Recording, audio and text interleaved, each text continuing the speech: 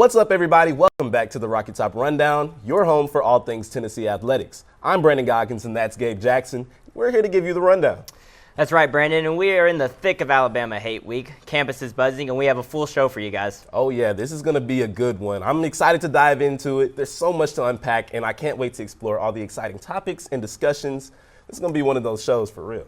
Kicking off on the gridiron, it's officially the third Wednesday in October. And, Brandon, you know what comes along with the third Wednesday in October? What's that?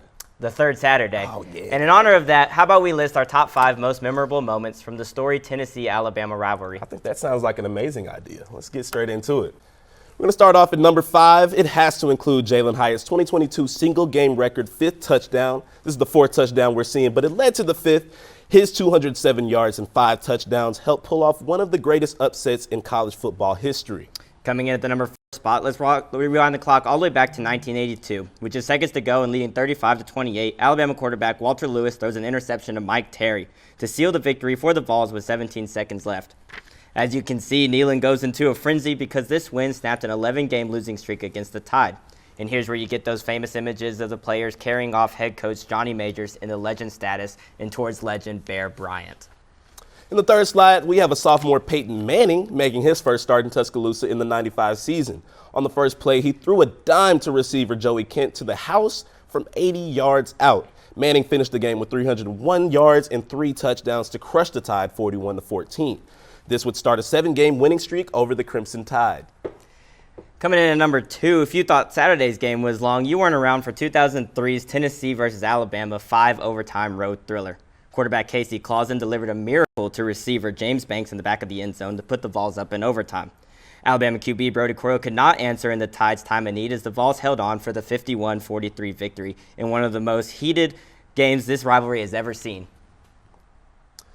5 overtimes is crazy, but speaking of heart-stopping, we have the number 1 spot, and you've guessed it, it's the 2022 barn burner, topped off with a Chase McGrath knuckleball kick to secure the Vols' victory in possibly the greatest college football game of all time. No exaggeration. This moment snapped a 15-year drought versus the Nick Saban-led Tide to revive this fiery rivalry on its darkest night. I'm sure everyone in Knoxville knew exactly where they were when that kick soared just over those uprights and ended up in the Tennessee River. I know where I was when I was there. This surely won't be the last time we will be celebrating a captivating victory in front of the Rocky Top faithful as the Crimson Tide take on the Vols this Saturday at 3:30 Eastern on ABC. Yeah, I can't wait for that one. UT is renowned for its exceptional athletics program, consistently developing top-tier athletes who go on to achieve success at the next level in their athletic careers. There are also programs that allow students to showcase their athletic abilities just for fun, competing alongside their classmates and friends in a relaxed, more local setting. We're joined now by Rocky Top Rundown reporter Peyton Holtquist to give us the inside scoop. Peyton, what you got for us? Hey guys, glad to be here. I had the chance to sit down with a staff member from the T-Rex to gain some insight into what intramurals have to offer you. Take a look.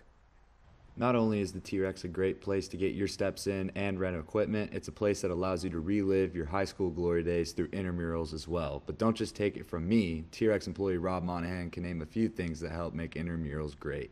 So, there's quite a few ways. I think the main one's obviously physical health. Obviously, it's healthy to be moving around out there, being active, and also stress. So it's great playing on teams, great building friendships through that way. You can form bonds that way. You can build teamwork skills that can help you in the future. Just various reasons that can really help just playing some intramurals. Students have ample opportunities to reap these benefits thanks to the wide array of sports being offered year-round. We do have, I think, 30-plus sports that we offer. And there tends to be, upwards of 50, 80 teams per sport also. So obviously, flag football is one of our biggest ones. We have that in the fall and the spring. There's just tons of different sports that everyone loves to play. I do believe the number is probably in the high hundreds, if not the thousands. So it's a lot of people partaking in intramurals, and that's every single semester. But at the end of the day, win or lose, it's all about the experience. And we only have 4 years of college. You want to make the most of it, have the most fun you can. I think intramurals is a great way to make some new connections, make some new friends, get out, get active, and have a great time. Totally free also. It's just a great way to be active and have a great time here at the University of Tennessee. You heard the numbers. Intramurals are truly for everybody, so whether you're a big dog on campus looking to bring the boom, or you're just interested to learn more, head to UT Rec Sports on social media and click the link in their bio for more info. Back to you guys. Thank you, Peyton. Brandon, I heard you like to take advantage of the intramural sports program. How's that going for you? You know, I do enjoy taking part in the intramural program. I play basketball over at the T-Rex on campus, and I find it a great way to put my skills up to the test in my free time, you know, make sure that I still got it. You know, I'm getting kind of up there in age. I got to make sure that I'm still getting loose. So let's take a look on how that's going for me.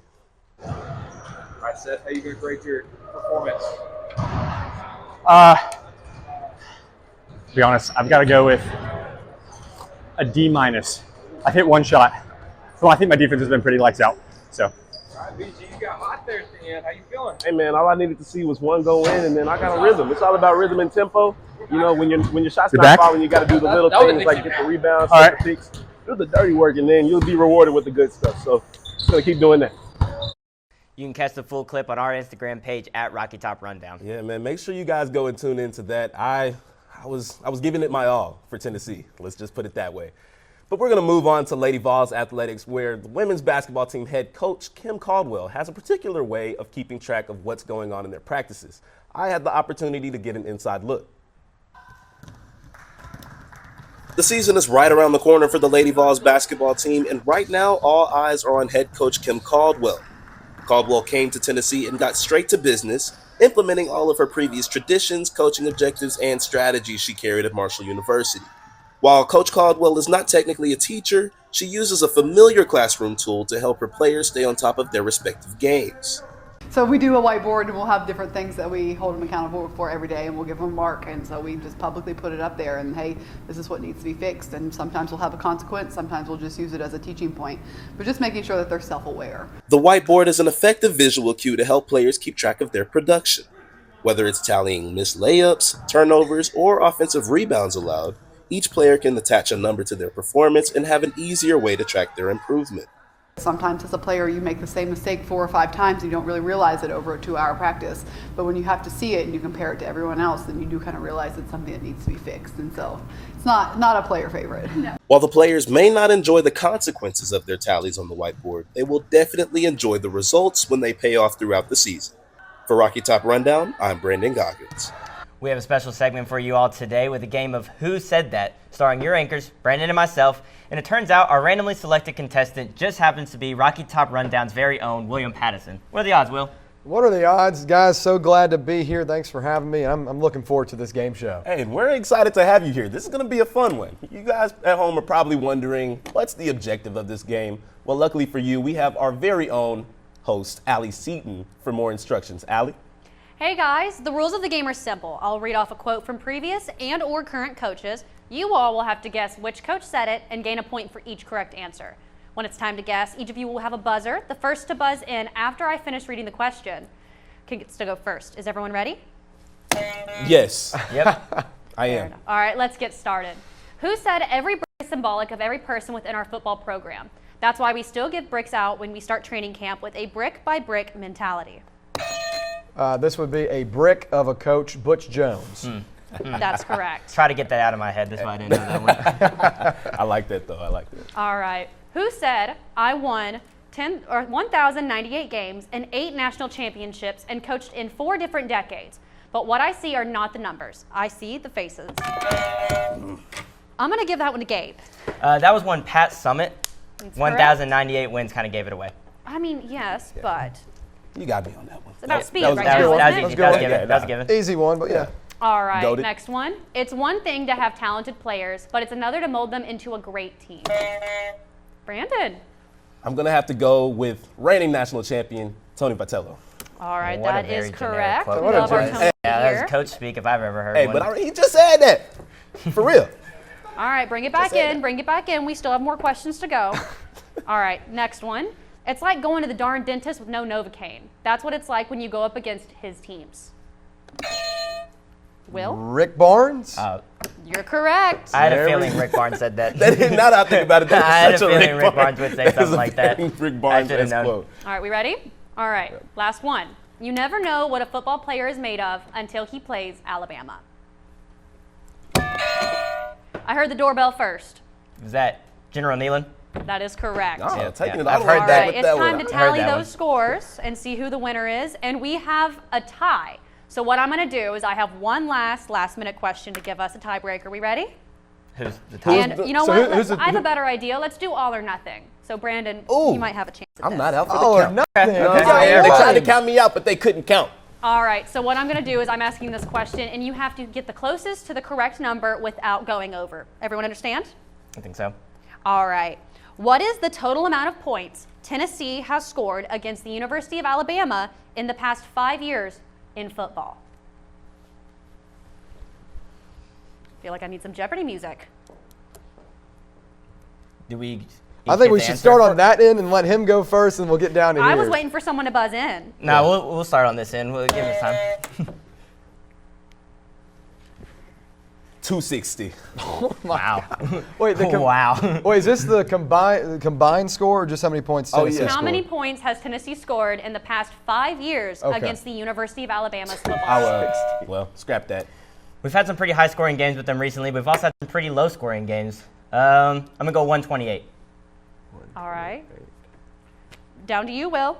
You gotta ring your buzzer. Yeah. It's not 260. We've not put up 260 points. You never know. 128. 128. Running out of time.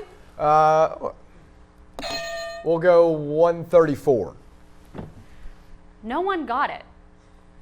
Was I Everyone close? went over. Oh, Really? well. Okay. But the closest person was Gabe. The answer is 126. So I guess since all of y'all did bad on that, Gabe is the winner.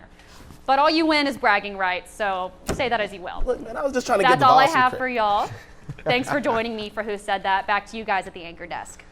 Well, thanks for joining us, Will, and what a great way to end this program. Yeah, that was definitely a fun one. I enjoyed that. We have to bring that back sometime. And I'm going to also be sure that I come back to these memorable quotes in times of need, but also to study for the next quote game show so I can do a little better. We hope you enjoyed that fun game of Who Said That. And with that, that's going to do it for today's episode of the Rocky Top Rundown. I'm Brandon Goggins. I'm Gabriel Jackson. And I'm William Patterson, and as always, Go Vols!